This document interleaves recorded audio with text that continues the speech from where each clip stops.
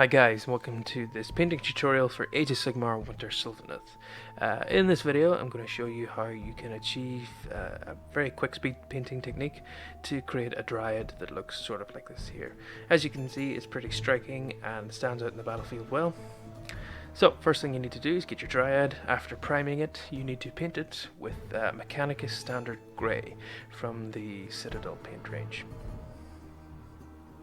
I done it over a white primer, you can do it over a black one, it's totally fine. The next step you're going to do is get some Citadel Rust Grey, and what you're going to do with this paint is you're going to dry brush it all over the model. For those who don't know, dry brushing is a really great technique for speed painting. You get paint, you put it on your brush, and then you get some tissue paper or loo paper, as I've got here, and you just really work it into the bristles, almost so the paint's not coming off at all. Then what you do is you rub it over the model, focusing on the raised edges. The paint will come off onto these raised edges and create a very quick, very effective highlight. This doesn't look so immediate with the rust grey, but when you move on to the next colour, which is Uthun grey, it really does start to stand out, so don't panic at this stage. Again, we're going to apply this with a dry brush. Put it on your tissue paper, really rub your brush around, get all the excess paint off, and then just start rubbing it back and forth across the model, focusing on the raised edges. With this one, it does look a little bit stark at this stage. Don't worry, the following steps dull the model down a little bit, because we're going to start to shade now with Nuln Oil. This is for the parts of the wood that are darker. If you look at the box art of Dryads, you'll notice that some patches of wood are darker than others. It's mainly around the groin area where there seems to be this sort of wooden loincloth. So I chose it and I hit it with a few coats of Nuln Oil. Now, to add to the speed painting element of this, I sort of cheat with a hairdryer, is that after I add this layer, I give it a quick, maybe 10-15 second blast, and it really dries in really quick, so I can add 2 or 3 layers on top of each other, and that really darkens down that wood, making a nice contrast. Then we're going to use some red paint. I use my Fiston Red. This is to pick out the leaves. So this is the part where you have to have the most care. So choose a smaller brush and just start painting on the leaves, which are mostly sort of around the back branches of Sylvaneth models, but there are some along the body. Again, for this part, it's going to be the longest part possibly, because you really have to take your time, because any kind of splodges of red on the branches where they shouldn't be are going to stand out. So just really take your time. Also get a smaller brush if you wish, and at this point dot in the eyes. And for some reason on this model I also painted the tongue, which I haven't done before. You don't have to do it, it's just an option, and it doesn't really take away much from it, so there you go. Now we're going to move on to the base. We're going to use some Astrogranite debris from Games Workshop. Again, get it on a spatula or a tool or something and just start moving it around the base. For me, this army comes from the Realm of Death, so it lives in sort of a blasted landscape, so this is perfect for that. But you can choose whatever basing scheme you want. And as you can see, I'm still getting used to filming tutorials, so excuse my thumbs. But basically, just work that around the base. Don't worry if you get it around the feet. Models moving across the battlefield are going to get a little bit dirty. So now we're going to move on to shading the base. So let that dry. Again, you can cheat with a hairdryer. Again, a 30-second blast will really dry that in. Then you're going to get some Dragonhof Nightshade from the Games Workshop range as well. You're going to get it on a shade brush or equivalent, and just start to work that in to the base.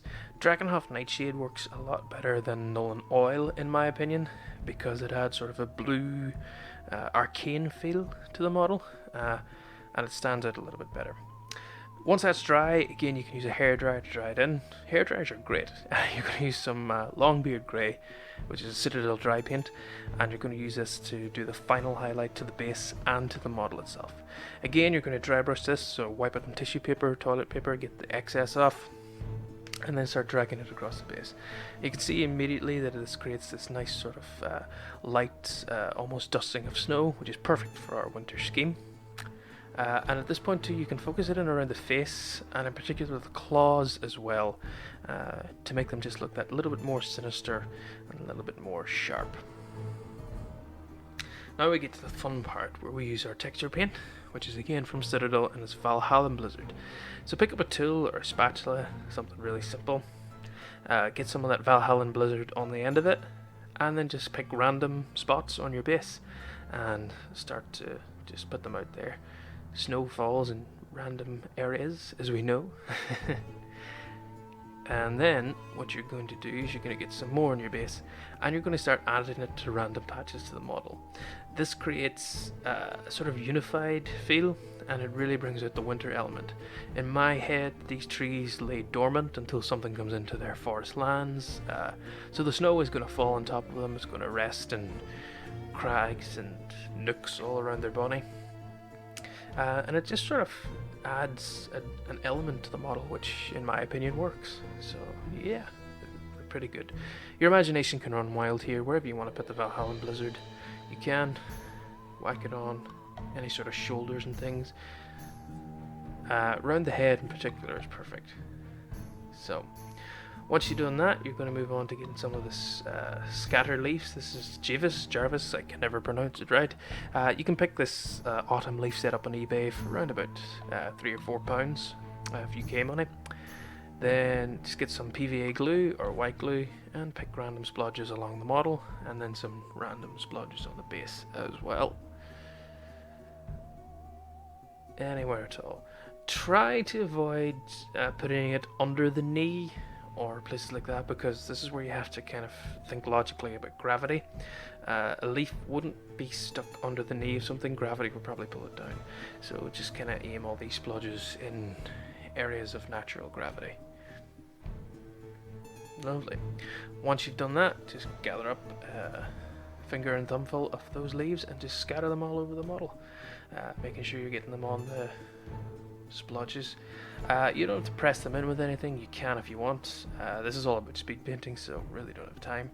Just give them a good dusting with those leaves, and when you're finished you can tap the model off, and there you go. Starting to look pretty good.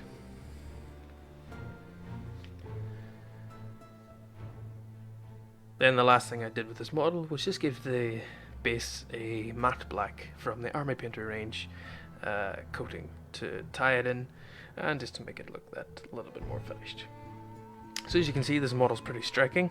I'll show you some pictures of the squad, or the unit that I'm painting up. Very quick, very effective. Took maybe 40 minutes to do it. You can add some more details to character models, such as this branch witch that I have here. Again, just take your time. So I hope you like and enjoyed. Hit subscribe and like for more videos. Thanks guys, and take care.